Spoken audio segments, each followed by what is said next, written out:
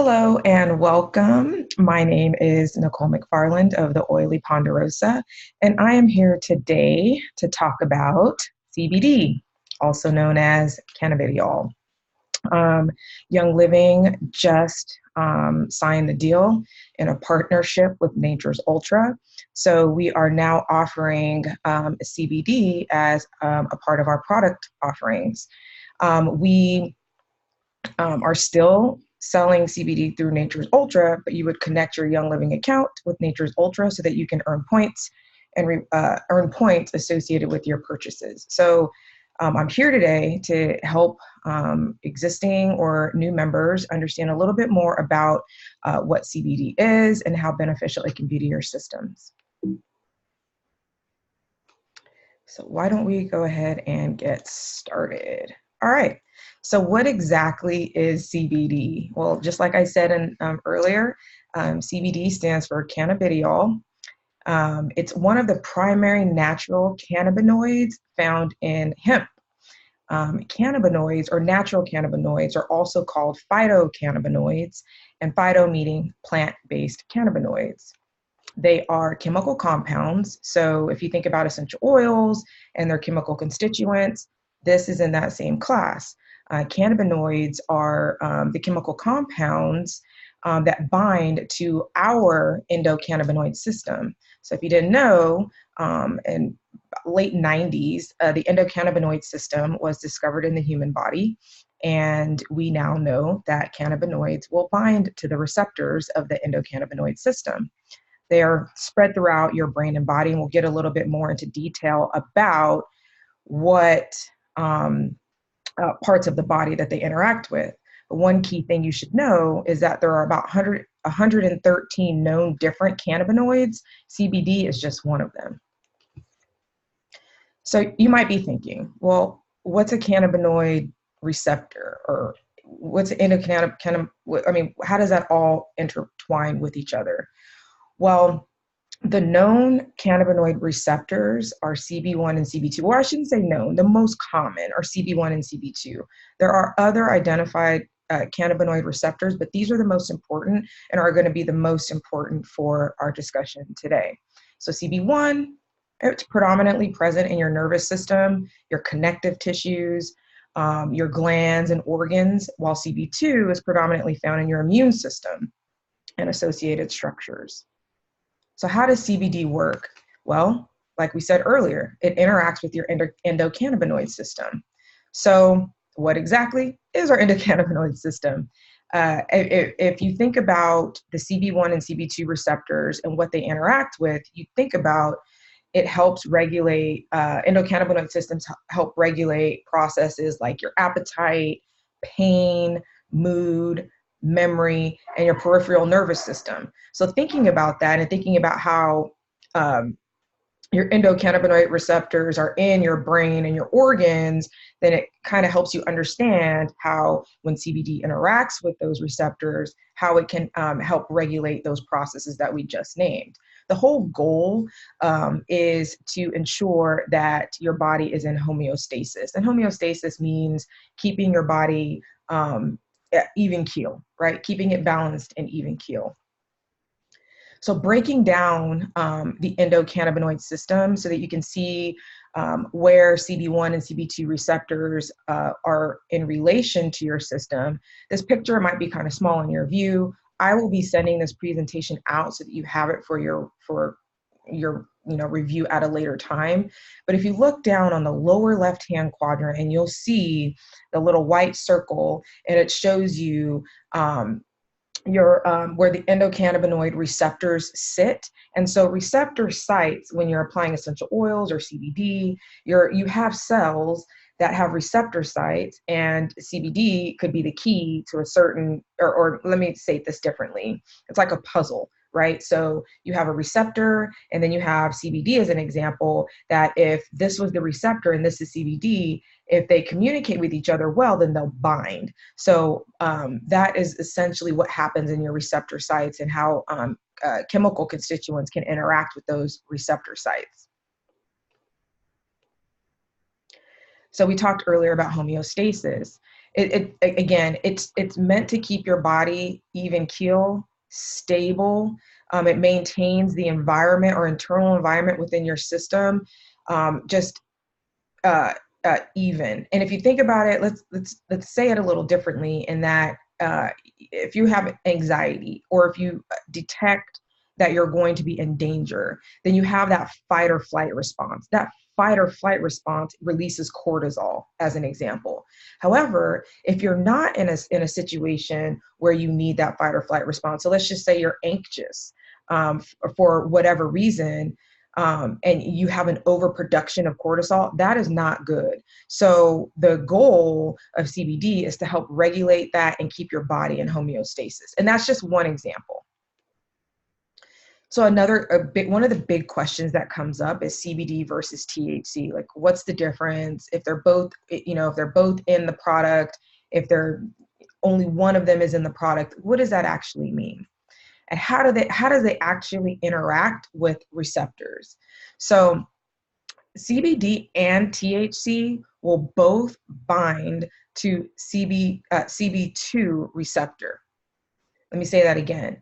CBD and THC will both bind, so they can both communicate with your CB2 receptor. However, they interact with the CB1 receptor much differently. So THC, as an example, it does bind directly to CB1. CB2 does not. The binding of THC with CB1 is what generates the high, right? It's what makes the psychoactive effect happen between THC and your receptors in your body. CB1 does not, or CBD does not bind with CB1. In fact, if CBD and THC are in the same compound, so if they're in the same, let's say CBD oil as an example, and there's too much THC, there's a specific percentage. I'm not a scientist. I don't know what the percentage is, but if there's CBD in a THC anything, it could actually neutralize the psychoactive effect. So it could have a negative impact if your expectation with THC is to get high, right? So CBD will interact with that CB1 receptor and negate the bond between THC and CB1, therefore negating the high. There's a common question is whether or not hemp and marijuana are the same. They're not.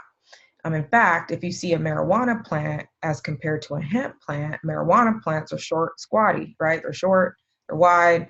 A hemp plant grows feet tall and it's very skinny. So visually, they are different, but their functions are completely different as well. How they cultivate it and how they apply to your systems are different also. So no, they are not the same.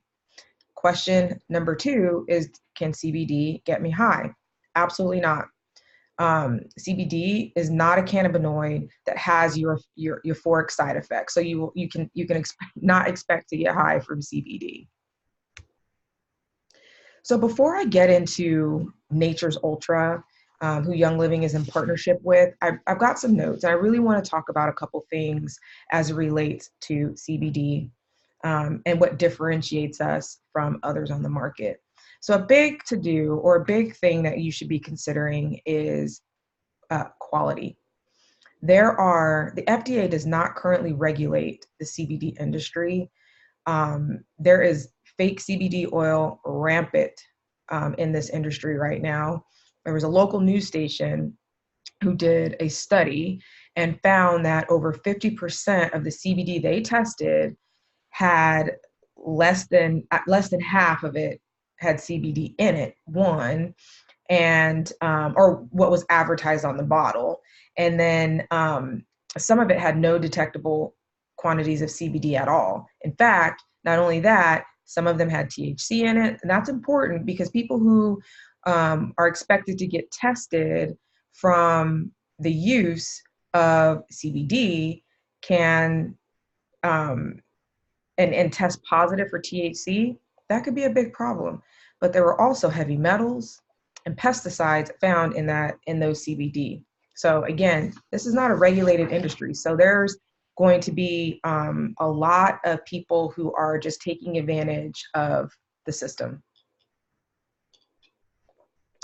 Another thing to consider is how you apply CBD. So there's two ways to do it: topical and ingestion. And one of the big questions right now is sublingual use. Sublingual use under the tongue is considered topical, and let me tell you why. The product is not going through your digestive system. So because it's going under your tongue, it's immediately hitting your bloodstream. That is not considered internal use. It's not like you putting it in a capsule and then taking it and allowing it to digest throughout your system. It's under your tongue. It is immediately entering your blood supply, just as if you were applying it on topically. There's one thing to note about ingestion, and that is there have been studies that show that CBD can partially transform into THC from the acids in your stomach. So think about that again. If you're taking it internally and you're concerned about testing and popping positive for THC, just know that the chemical process within your stomach can and has shown to convert CBD into THC in your stomach. So be cautious of that. There's no real evidence that it has done it, or people have tested positive for that occurrence, but it is a fact that it can convert to THC in your stomach. So there's a couple things you should know about the types of CBD that are on the market. So there are what they call full spectrum CBD. That includes THC. It's the full distillation of the plant. It includes THC. It includes the all of the 113, or depending upon the plant, 113 phytocannabinoids. It also contains all of the other plant compounds in that particular distillation. Full spectrum, THC, CBD, and everything else. Broad spectrum is full spectrum without the THC. So the THC is purified out. Now, here's how that has been explained to me from a scientist. Think about hay or a bale of hay and throwing a bunch of needles in that hay. The process for broad spectrum is for the process to find and remove all of those needles. Probably impossible. So what happens is there is always going to be a little bit of THC left over in that broad spectrum. It may not be enough to get you in trouble, but there is going to be some THC left remaining in that product. There's a lower risk of you failing a drug test. Like with full spectrum, you're going to fail. There's THC in it. It's at a higher dose than allowed, and you're going to fail that drug test. Broad spectrum will have trace evidence. Then there's CBD isolate. CBD isolate is what we use. And of course, we added essential oils to that, but I'll get to that later. CBD isolate is purified CBD. It's processed through CO2 extraction, and there is no THC, nor are there any other cannabinoids in that product. There is only CBD. Now, a CBD isolate lacking terpenes is a concern for bioavailability and synergy. We'll talk about synergy in a moment, because the next thing I want to say is our CBD product has CBD isolate and essential oils in it. It's the purified CBD, which essentially, scientifically, they go in, they pull just the CBD, or they strip the CBD of every other chemical compound, and so the CBD is the only thing that's left. Now you might be wondering, how can they do that with CBD but not do that with full spectrum when they're trying to pull the THC out? There's a big difference. And I'm not a scientist, but I'll explain this in a way that I understand it, in that the hay with the needles, it's very hard to get those needles out. But if you take an isolator, if you're trying to isolate a particular compound and strip everything else, that part is what's easy, because you strip everything. You might even strip a little bit of CBD, but you have a remaining product of only CBD because it's been purified. Now, if you add in essential oils, which is our product, so it's the stripped out CBD, it's the CBD only, and you add in essential oils, you get the terpenes back. Terpenes are important. You get those terpenes back that you've also stripped out of the CBD isolate. And to kind of help explain terpenes back into the CBD and synergy, Think about an essential oil or an essential oil blend. So an essential oil or an essential oil blend have a variety of constituents in there. One of those constituents will bind, all of the constituents will bind with your cell, or maybe they won't. Some of them will float around and do other things, but one of those constituents is responsible for hitting that cell and opening the door. Opening the door of that cell so that all the other constituents can go in and do what it's intended to do. So if you have a CBD isolate, the CBD isolate has no key. So the terpenes being added back are enabling the key and the reaction from the other constituents in there to do their work. So whether or not CBD is the key or the terpenes are the key, again, not a scientist, I can't tell you which one is the key, but you have to have that key to open the door in order for the product to do its thing. Now, my guess is that the terpenes are the key, right? So the terpenes are the key. CBD goes in, does its thing to your cells or to your endocannabinoid system. And without the key, the CBD just, will travel around your system and, be a happy camper. It will obviously do some things, but the really cool thing about synergy is that the essential oils have an action too. They have a responsibility and they have things that they can achieve in your system as well. So let's get into what we offer product wise. Our first is Cool Mint. Cool Mint has spearmint and peppermint within the blend. Again, sublingual, topically, completely at your discretion. Peppermint and spearmint are going to be very cooling to the system. Think about this one as a muscle, shoulder, and neck type of CBD. Internally, it's going to do the same thing from a CBD perspective with your endocannabinoid system, but the spearmint and peppermint will do different things inside your system than other flavors. The FDA does not allow me to tell you what spearmint and peppermint will do, so I suggest you go online, do some research on spearmint and peppermint essential oils, and it will tell you exactly what they are capable for solving in your system. Our next one is cinnamon. Cinnamon is also a hot oil, or it's spicy, so you're going to get warming from this CBD product as well. And again, they come in 500 milligram and 1,000 milligram dosing. Dosing is very specific to the person, so make sure you start small and then increase as you need. Lastly, we have citrus. Citrus is very high in monoterpenes. There's grapefruit and orange in this specific oil. It is not warming, but it's very uplifting and very energizing. So think about that and look up the value of grapefruit. It's the same value as the fruit, except for you have a concentrated essential oil. So think about citrus as one likely for, your I hope I can say this. I hope this is compliant. Appetite suppressant type essential oil. All right. Then we have a calm roll-on. This one's going to have lavender in it. It'll have other essential oils as well. I think about this one. We talked about cortisol earlier and releasing cortisol when we really shouldn't be. This one's going to help calm you down and help regulate that cortisol. It will help, I shouldn't say help regulate cortisol, but it will help you to maintain calm so that you don't have that fight or flight response, so that your cortisol releases when you really don't need it to, because you're not in any trouble, you just have some anxiety happening. And then lastly, muscle rub.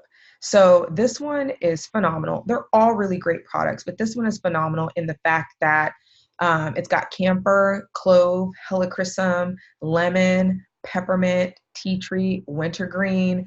So those are all your deep, deep, deep essential oils. So not only does it have CBD, but it's got those like deep penetrating essential oils that I've applied this to my neck, I've applied it to my back, and I've had fantastic results. I will say sublingual is fantastic, but if you're just wanting something, you want to apply it externally on your skin, this is an amazing muscle rub.